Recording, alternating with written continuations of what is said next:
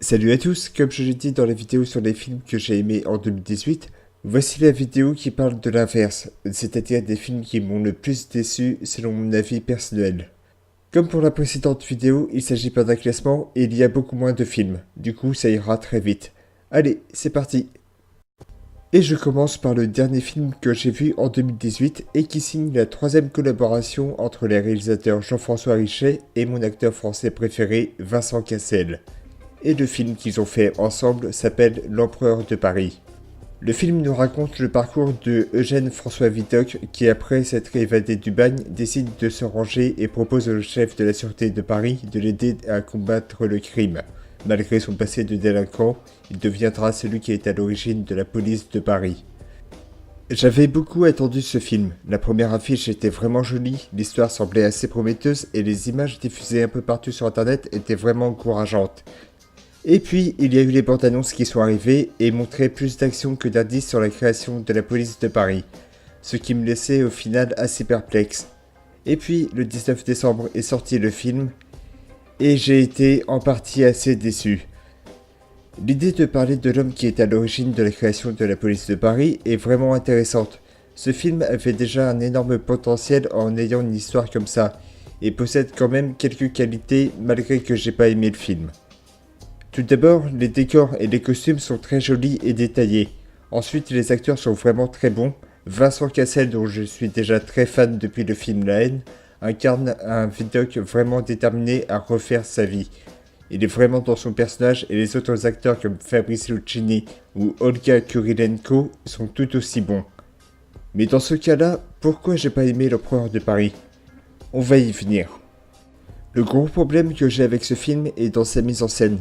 L'Empereur de Paris bénéficie de décors vraiment bien faits, mais le problème est qu'ils sont montrés assez rapidement et qu'on nous montre plus facilement les nombreuses scènes d'action. En fait, le film contient tellement de fusillades qu'on croirait qu'il s'appelle le Cowboy de Paris.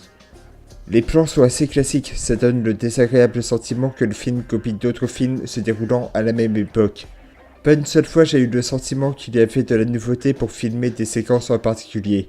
Et en plus, il y a plusieurs scènes qui n'apportent pas grand chose au récit. L'autre défaut selon moi est la manière dont le personnage de Vidocq est traité. Je m'attendais à voir quelques dialogues expliquant sa vision de la justice française et de comment il voyait l'avenir de la police, et au final j'avais l'impression que c'était un simple mercenaire, et il semblait parfois égoïste à force d'insister sur son envie de vouloir nettoyer son passé à tout prix.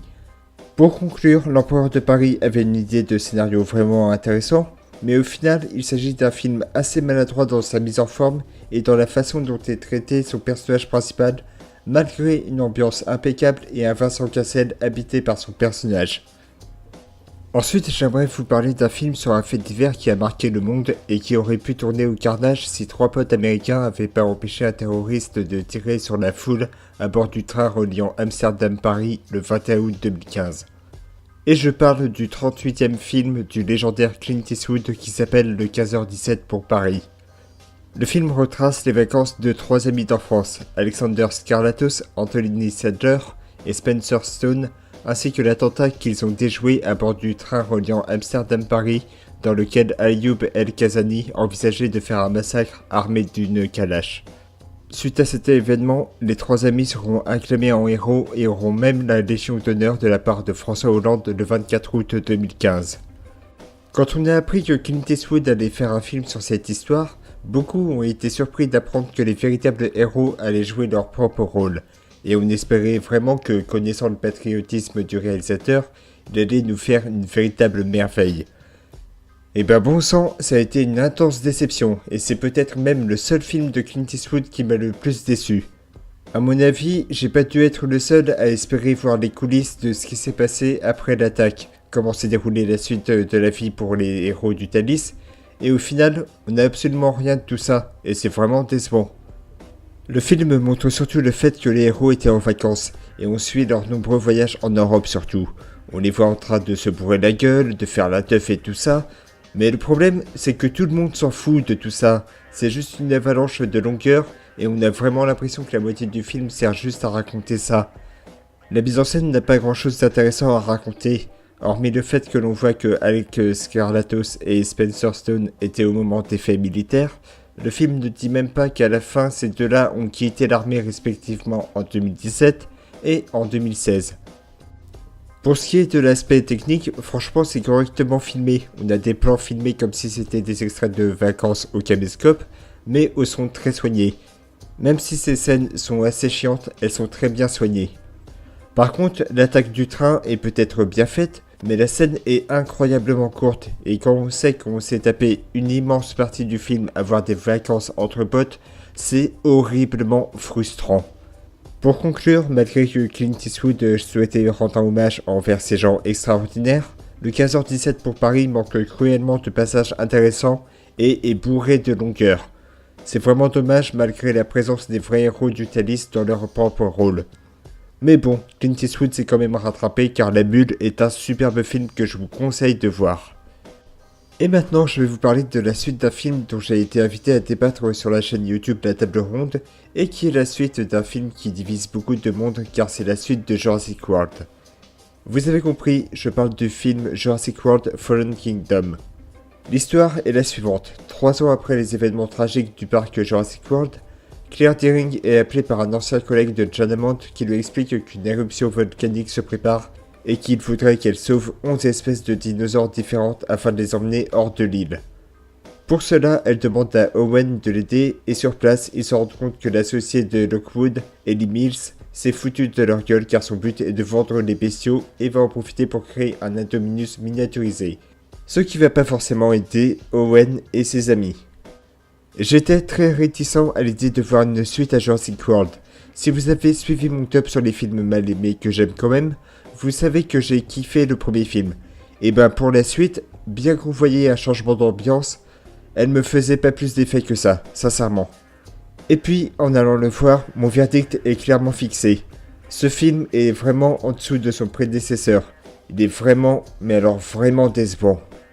Comme le disait Dewey de la série Malcolm, je m'attendais à rien et je suis quand même déçu. Et c'est vraiment le cas pour moi avec Jurassic World Fallen Kingdom.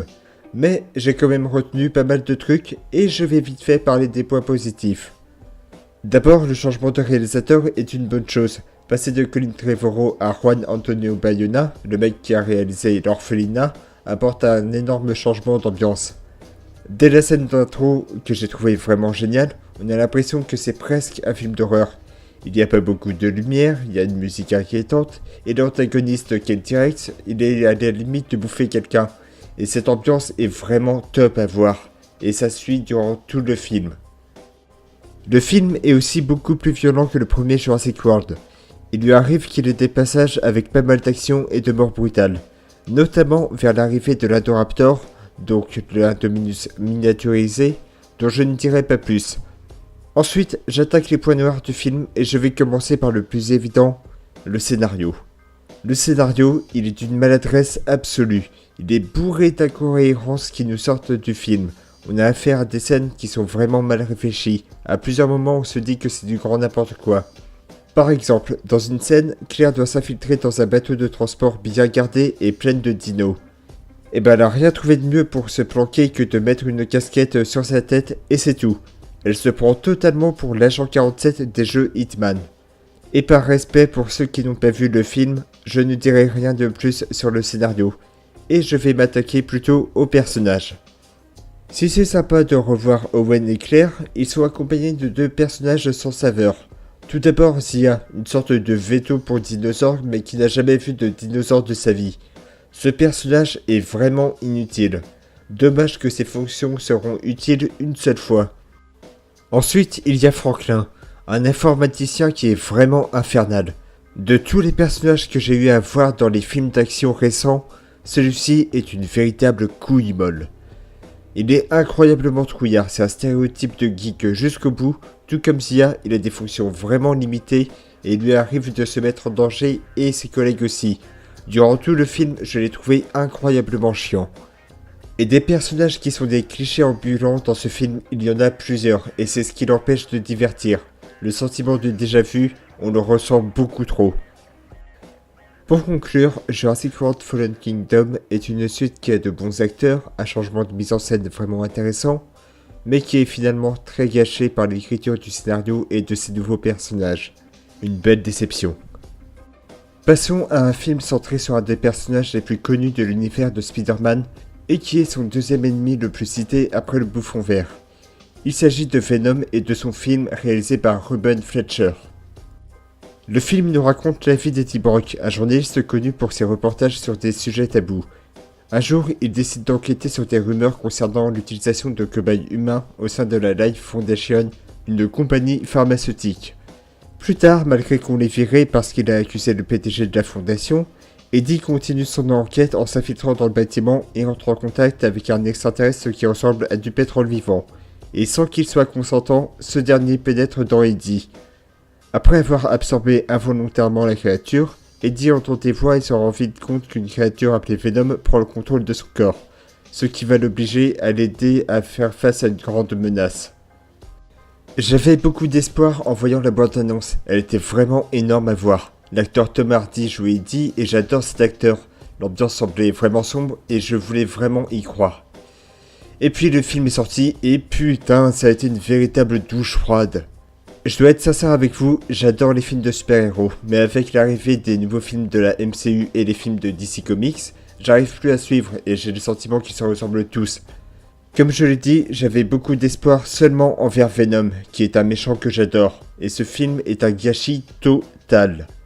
Mais d'abord, je vais aborder les deux seuls points positifs. D'abord, les scènes d'action ont vraiment de la gueule. L'utilisation des différents pouvoirs de Venom est bien exploitée, les scènes de poursuite sont captivantes, et les combats sont nombreux et surtout efficaces. Ensuite, l'apparence de Venom est juste énorme. Tout le monde avait gardé en tête le Venom de Spider-Man 3 joué par Topher Grace, qui était pas très imposant, et ben dans ce film, celui-ci est aussi balèze que la montagne de Game of Thrones. Quand Venom prend le contrôle de Eddie, il devient un énorme monstre qui fait dans les 120 kg et qui a l'air menaçant. C'est juste énorme à voir. Et c'est tout ce qu'il y a en qualité pour le film Venom. Maintenant, j'attaque les défauts. D'abord, le scénario est totalement raté. Il y a beaucoup d'incohérences dans une grosse partie du film. Certaines scènes nous font perdre absolument toute logique à ce qui a pu se passer après. Je donne en exemple le fait que n'importe quel être vivant qui est quitté par un symbiote meurt aussitôt. Alors comment ça se fait que certains personnages du film ne crèvent pas aussitôt après avoir été quittés ? C'est peut-être un petit détail pour certains, mais ce genre de défaut est ridicule, et des failles dans le scénario, il y en a pas mal. Et ensuite, le pire défaut est Venom lui-même. Dans les comics, il est réellement méchant, amoral et très dangereux.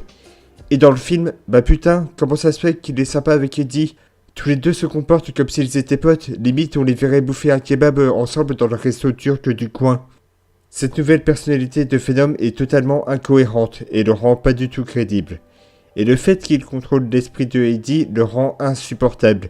Il fait tout le temps des remarques pour rendre le film humoristique, mais c'est d'un niveau de conneries hallucinant. Pour vous donner un exemple et après j'arrête les spoils, il y a une scène dans laquelle Venom et Eddie voient sa meuf. Et ben le symbiote, il ne trouve rien de mieux à dire à Eddie qu'elle lui plaît.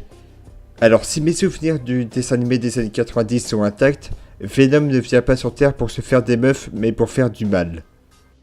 Pour finir, j'aimerais parler des acteurs, et je commence par Tom Hardy.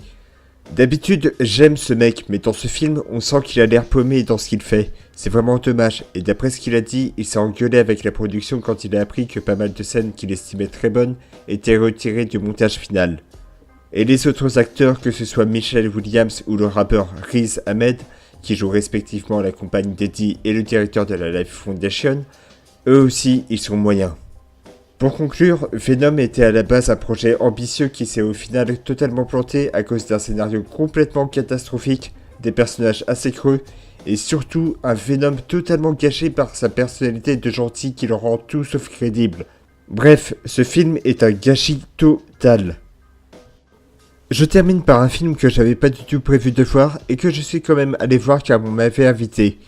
Ce film est le 6e long métrage de Danny Boone et il s'agit de La Petite Famille. L'histoire est la suivante. Valentin est un célèbre architecte vivant à Paris et qui prévoit un vernissage pour ses inventions. Le truc qu'il n'avait pas prévu est que sa famille originaire du nord de la France va débarquer alors qu'il avait menti sur ses origines à tout le monde. Et les problèmes ne font que commencer car suite à une embrouille avec son beau-père, Valentin est percuté par la bagnole de ce dernier et tombe dans le coma. À son réveil, il est amnésique et est persuadé d'être revenu à l'âge de 17 ans et a désormais l'accent ch'ti, ce qui va lui poser pas mal de soucis dans le milieu friqué parisien. Et sa femme, Constance, va alors tout faire pour le ramener à la normale. Les comédies françaises actuelles sont trop répétitifs et je suis pas le seul à penser ça. Les résultats sont souvent ratés et je fais partie de ceux qui estiment que les comédies françaises avaient plus d'idées avant. Et La Petite Famille avait quand même quelque chose de plutôt intriguant. Jouer sur les clichés du nord de la France et sur les bobos. Et pourtant, malgré ces deux idées-là, c'est vraiment le pire film que j'ai vu en 2018, sérieusement. Je n'attendais absolument rien de ce film, et pourtant, Danny Boone n'a pas fait que des mauvais films. Le dernier film que j'ai vu de lui était Superchondriac, que j'ai trouvé vraiment drôle, mais avec La Petite Famille, il a tenté de se moquer de ses origines du Nord, et le résultat est vraiment pas terrible. Comme pour les autres films cités dans la vidéo, le problème vient du scénario. Le film véhicule tous les clichés les plus récurrents des gens du Nord, c'est-à-dire la consanguinité, l'accent exagéré du Moyen-Âge, ou bien la beaufitude. Tout ça accentué par un humour lourd, mais alors lourd qui ferait rire seulement les gosses. Et quand c'est pas les clichés sur le nord de la France, on s'attaque aux clichés sur les bobos. Sur le fait qu'ils sont à moitié artistes, qu'ils sont du pognon et qu'ils savent faire que snobber. Sur le papier, se foutre de leur gueule aurait pu être excellent, et ça aurait pu faire rire beaucoup de monde, mais je me suis quand même bien emmerdé devant. Et au niveau des acteurs, il y a du bon et surtout beaucoup de mauvais. Danny Boone, par exemple, il passe la majeure partie du film à cabotiner quand il parle en ch'ti et il est assez ridicule. Les seules fois dans lesquelles il joue bien est quand il joue le bobo frimeur que tout le monde connaît, ce que l'on voit finalement assez peu dans le film. Et les autres acteurs, hormis Lynn Renault et Pierre Richard qui sont assez marrants, ils ont des personnages vraiment mal construits et ont tendance à en faire des caisses. Et que dire des dialogues, c'est vraiment du n'importe quoi. Pour conclure, La Petite Famille est vraiment une catastrophe sur plusieurs points, surtout dans le scénario qui se focalise sur les clichés sur les gens du Nord et sur les bobos. Et si en plus de ça on ajoute une mise en scène pas du tout innovante et un humour incroyablement lourd, on a le jackpot pour faire un mauvais film. Et voilà que se termine cette vidéo, j'espère qu'elle vous aura plu, vous pouvez laisser des commentaires, n'hésitez pas à suivre la chaîne sur Facebook, le lien est en description comme d'hab, et je vous dis à bientôt pour d'autres vidéos. À la prochaine les gens.